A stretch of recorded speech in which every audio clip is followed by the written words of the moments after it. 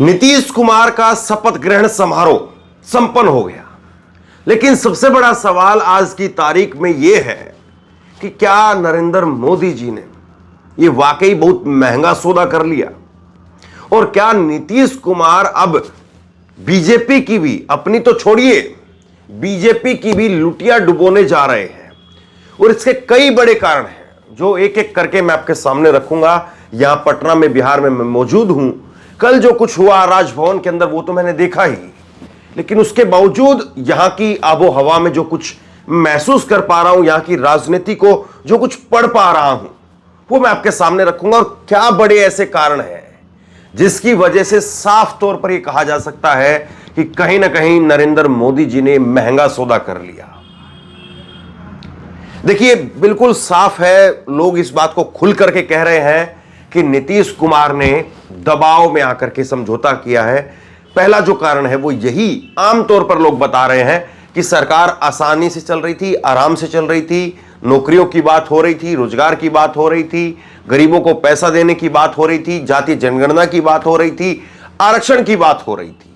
यानी नीतीश कुमार का और तेजस्वी यादव का जो एक वोट बैंक है, उनकी जो राजनीति की जो धुरी रही है, उस धुरी पर काम हो रहा था और कहीं से कोई बड़ा जो है वो उलटफेर देखने को नहीं मिल रहा था। और यही एक बड़ी वजह है कि नीतीश कुमार भी इस्तीफा देते वक्त इधर उधर घूमते रहे, लेकिन कोई बड़ी वजह नहीं बता पाए। अब नीतीश कुमार के खेमे की तरफ से कभी राम मंदिर को लेकर के चीजें थोड़ी थोड़ी आगे करके दिखाई जा रही है कि ये वजह थी, कभी जो है वो नरेंद्र मोदी का नाम आगे करके दिखाया जा रहा है, कभी कांग्रेस को कोसा जा रहा है, कांग्रेस पर ताने मारे जा रहे हैं, लेकिन कोई बड़ी वजह कि आप सरकार में सबसे बड़े पार्टनर और आपसे भी बड़े पार्टनर तेजस्वी यादव के साथ में क्या कोई आपको दिक्कत थी? और दूसरी तरफ तेजस्वी कह रहे हैं कि ये हमारे आदरणीय थे, आदरणीय हैं और आदरणीय रहेंगे। अब पहली बड़ी वजह, पहली बड़ी कारण तो यही है कि नरेंद्र मोदी का ये महंगा सौदा हो गया, जिसको कहा जा सकता है वो ये कि नरेंद्र मोदी जी अगर अकेले भी, अगर बीजेपी अपने सहयोगी पार्टनर के साथ में, जिस तरह से उपेंद्र कुशवाहा है, चिराग पासवान है, जीतन राम मांझी है, इन सब के साथ में भी अगर चुनाव लड़ती बीजेपी 2024 का, तो बहुत हद तक जो है वो ये कहा जा सकता था कि ठीक ठाक पोजीशन में रहती बीजेपी। और अब जब बीजेपी लौट करके दोबारा वापसी आई है, तो नीतीश कुमार के साथ आने से उनको क्या नुकसान होगा और क्या फायदा होगा, इसका तो समय जवाब देगा। लेकिन अभी सवाल सबसे पहले यह खड़ा हो गया है कि कल चिराग पासवान वहां पर राजभवन के अंदर मौजूद थे शपथ ग्रहण समारोह में। अब सवाल यह कि चिराग पासवान और नीतीश कुमार दोनों के बीच में 36 का आंकड़ा है, कैसे आप मनाएंगे? जीतन राम मांझी को एक तरह से अपशब्द नहीं, बल्कि अगर ठेठ देहाती भाषा में कहें तो गालियां तक दी गई नीतीश कुमार के द्वारा। कैसे आप मनाएंगे? उपेंद्र कुशवाहा नीतीश कुमार को कोसते कोसते और नीतीश कुमार के खिलाफ न जाने क्या क्या बोलते बोलते अलग हुए और अलग होकर के पार्टी बनाई। और नीतीश कुमार और उपेंद्र कुशवाहा के बीच में आज किस तरह का आंकड़ा है, कोई क्या कह सकता है? तो अब सवाल यह है कि बीजेपी ने नीतीश कुमार को अपने खेमे में ला करके न केवल वैचारिक रूप से एक ये द्वंद्व शुरू कर दिया है पार्टी के अंदर या खेमे के अंदर या एनडीए के अंदर, बल्कि अब सवाल यह है कि सीटों में कैसे बंटवारा होगा। क्योंकि ये अब हम ये बात करें कि नहीं वो 15-20 दिन की बाद की बात है या और 25 दिन बाद की बात है या 1 महीने 2 महीने बाद में जो है ये परिस्थितियां पैदा होंगी, बिल्कुल नहीं।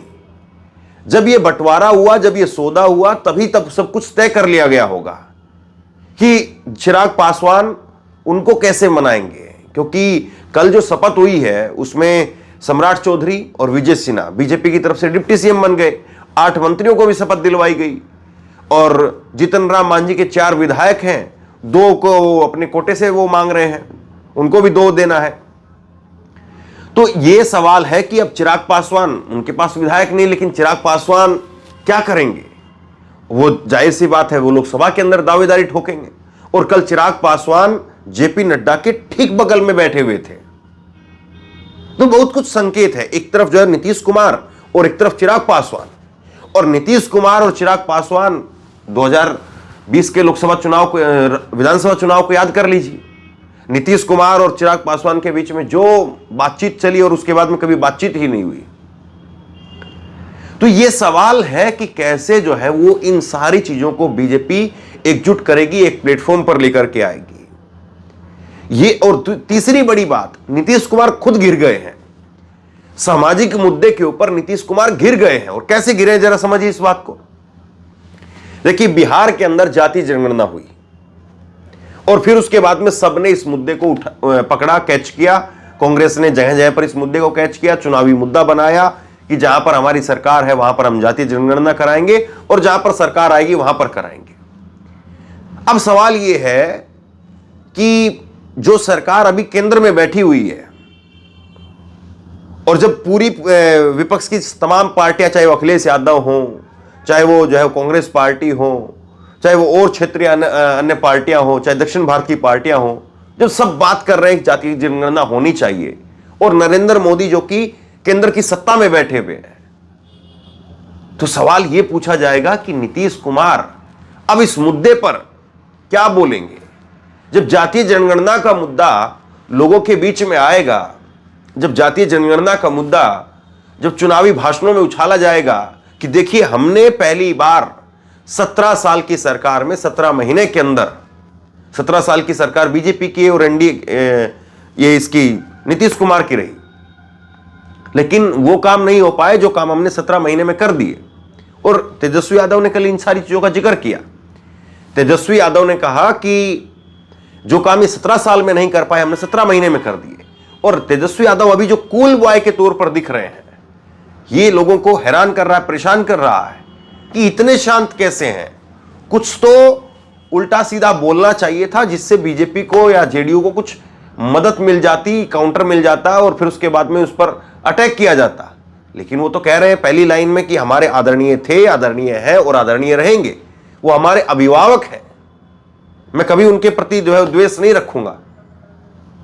ये कल का तेजस्वी यादव का स्टेटमेंट है, मैंने कल भी आपको सुनाया था। तो अब सवाल यह है कि तेजस्वी यादव को क्या जवाब देंगे नीतीश कुमार जब वो मंचों से पूछेंगे कि क्या आपकी नरेंद्र मोदी जी के साथ में बातचीत हुई है जातीय जनगणना को लेकर के, फिर ओपीएस का मुद्दा उसको लेकर के और तमाम तरह के मुद्दे।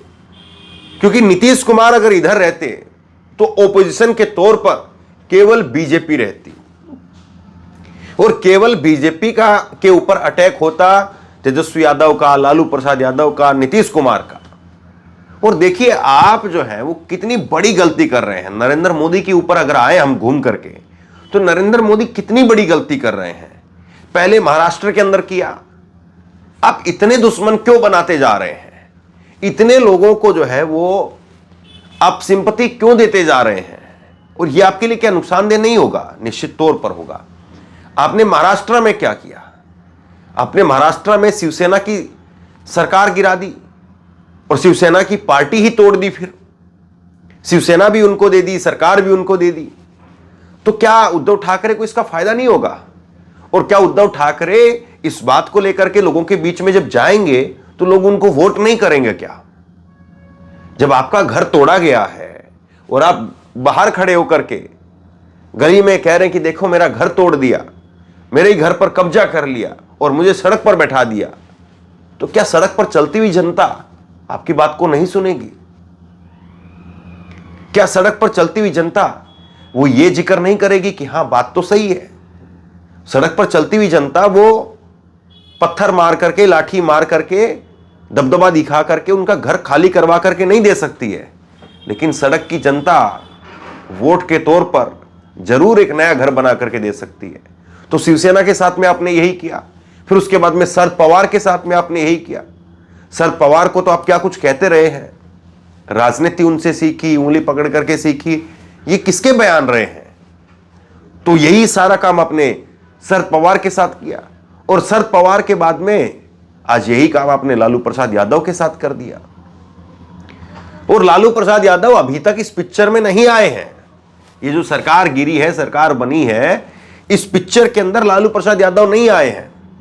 जब लालू प्रसाद यादव इस पिक्चर में आएंगे तब ये पिक्चर और साफ हो जाएगी ये पिक्चर और क्लियर हो जाएगी और तब जाकर के चीजें कुछ और जो है वो बेहतर ढंग से समझ में आएंगी कि हां,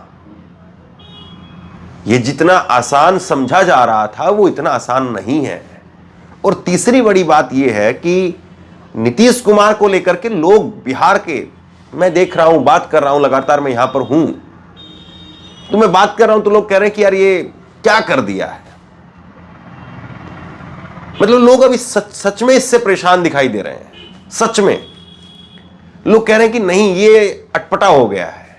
जो पढ़ा लिखा युवा है वो कह रहा है कि बाहर कहीं पर बात करेंगे तो नीतीश के नाम पर जो है हमें गालियां मिलेंगी। लोग कहेंगे कि अरे तुम वही नीतीश कुमार, बार बार पलटू राम पलटू राम, तो पलटू राम कहकर के लोग हमें गालियां देंगे। और एक बड़ा डर भी है लोगों में, युवाओं में एक बड़ा डर है, और वो बड़ा डर ये है जिसका कल मैंने जिक्र भी किया। लोग मुझसे ऑन द कैमरा आकर के इस बात को कह रहे थे और मैंने वो कल दिखाई भी आपको तस्वीरें। ऑन द कैमरा लोग इस बात को कह रहे हैं कि ये जो नई सरकार आई है, क्या पुरानी जो भर्तियां निकाली गई या पुरानी जो भर्ती प्रक्रिया चल रही है उसमें अड़ंगा नहीं लगाएगी?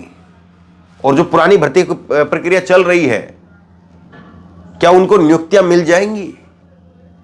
ये बड़ा सवाल है, ये बड़ा डर है लोगों के अंदर, क्योंकि लोग रोजगार के नाम पर यकीन नहीं कर पा रहे हैं एनडीए के ऊपर, क्योंकि एनडीए की तो सरकार रही ही।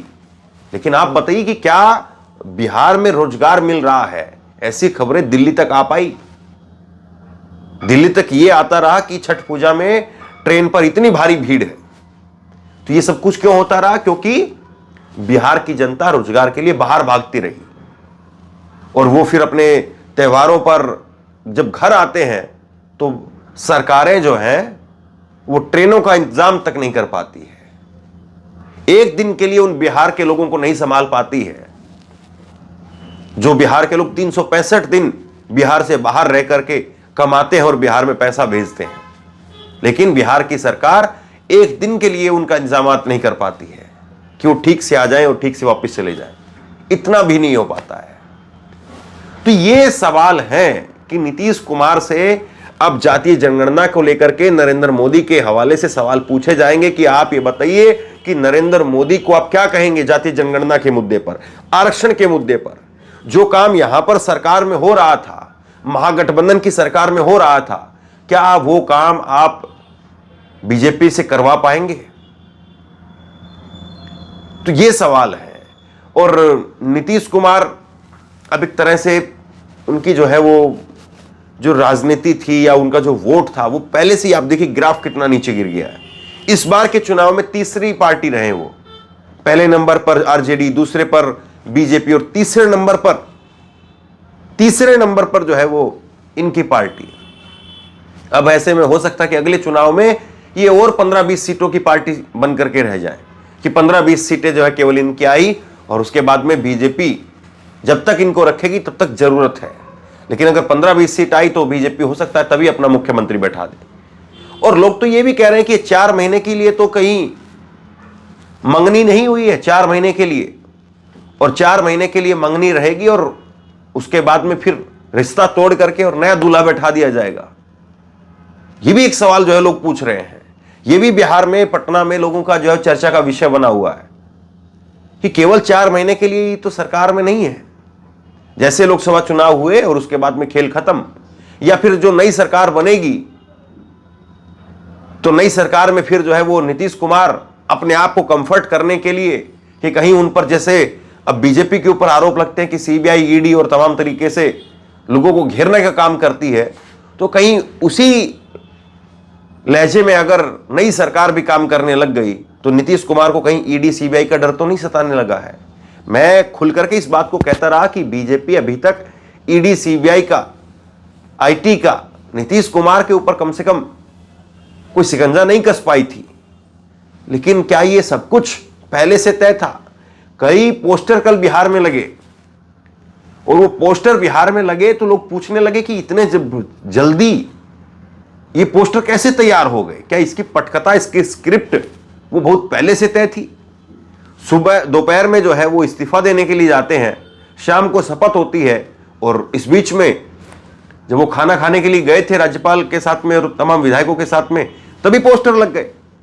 तो ये सवाल पूछा जा रहा है, ये सवाल लोग कर रहे हैं कि आखिरकार नीतीश कुमार और बीजेपी के बीच में क्या बहुत पहले से खिचड़ी चल रही थी, और क्या आरजेडी को भी इस बात का इल्म था, आरजेडी को भी इस बात का पता था कि सब कुछ होने वाला है, और इसीलिए तेजस्वी यादव वो ताबड़तोड़ तरीके से काम कर रहे थे, ताबड़तोड़ तरीके से नौकरियां देने का काम कर रहे थे, आरक्षण या जाति जनगणना, यानी जो उनके पॉइंट है, उनके मुद्दे हैं। कल तेजस्वी ने इस बात को जोर देकर के कहा कि हमने 17 महीने के अंदर जो कर दिया वो 17 साल के अंदर ही सरकार नहीं कर पाई। और मुख्यमंत्री चुनाव के अंदर, और मैं तो यहीं पर मौजूद था बिहार के अंदर ही, मैं बिहार में ही मौजूद था जब विधानसभा चुनाव चल रहे थे, ग्राउंड रिपोर्टिंग उस वक्त मैं आपको दिखा रहा था। और उस वक्त तेजस्वी यादव के एक हेलीकॉप्टर के पीछे 32 हेलीकॉप्टर जो है घूमते हुए थे। ये बार बार कहा जाता था कि बीजेपी के 32 हेलीकॉप्टर जो है वो तेजस्वी के पीछे वो घूम रहे हैं। लेकिन कैसे सब कुछ हुआ, किस तरह से हुआ, और फिर उसके बाद में नीतीश कुमार मंच पर खड़े होकर के कहते थे कि ये पैसा कहां से लाएगा। 10 लाख रोजगार की बात तेजस्वी यादव की तरफ से कही गई कि 10 लाख रोजगार देंगे, तो नीतीश कुमार की तरफ से बार बार मंच पर खड़े होकर के कहा जाता था कि पैसा कहां से लाएगा। और अगर 10 लाख लोगों को रोजगार देना संभव है, 10 लाख लोगों को रोजगार आप दे सकते हो, तो बाकी के लोगों को क्यों नहीं दे रहे हो। यानी इस तरह की बातों का जो है वो जिक्र नीतीश कुमार के द्वारा किया गया। लेकिन कल तेजस्वी ने इस बात का जवाब दिया। कल तेजस्वी यादव ने इस बात का जवाब देते हुए कहा कि देखिए, हमको पूछा जाता था कि पैसा कहां से लेकर के आएगा, और हम ही ने जब सरकार में आए, उससे पहले बीजेपी नौकरियां नहीं निकाल पाई, और जब हम सरकार में आए, जब बीजेपी बाहर हुई, जब नीतीश हमारे साथ आए, तो नीतीश कुमार जी के हाथों ही हमने नियुक्तियां पत्र दिलवाए, नीतीश कुमार जी से ही हमने घोषणा करवाई। तो जब हमने करवाया तब हुआ। तो ये सारी चीजें जब एक एक करके लोगों के बीच में पहुंचेंगी, तो फिर आप बताइए कि लोगों के ऊपर इसका क्या प्रभाव पड़ेगा। और अगर बीजेपी अकेले होकर के लड़ती, तो जिस तरह से सम्राट चौधरी और तमाम लोग, और सम्राट चौधरी अपनी मुरेठा, अपनी पगड़ी का जो जिक्र करते हैं, तो कहीं ना कहीं एक बीजेपी का एक वोट बैंक, एक सब कुछ तैयार हो रहा था। और अमित शाह को आप याद करिए, अमित शाह कह करके गए थे कि दरवाजे बंद हैं। तो यानी बीजेपी मान करके चल रही थी कि अब नीतीश कुमार के साथ नहीं जाना है, अब नीतीश कुमार बहुत हो चुका, अब ज्यादा कुछ बचा नहीं है। और नीतीश कुमार अगर पलट करके दोबारा फिर से इधर आएंगे तो उनकी क्रेडिबिलिटी और शून्य हो जाएगी, और जीरो हो जाएगी।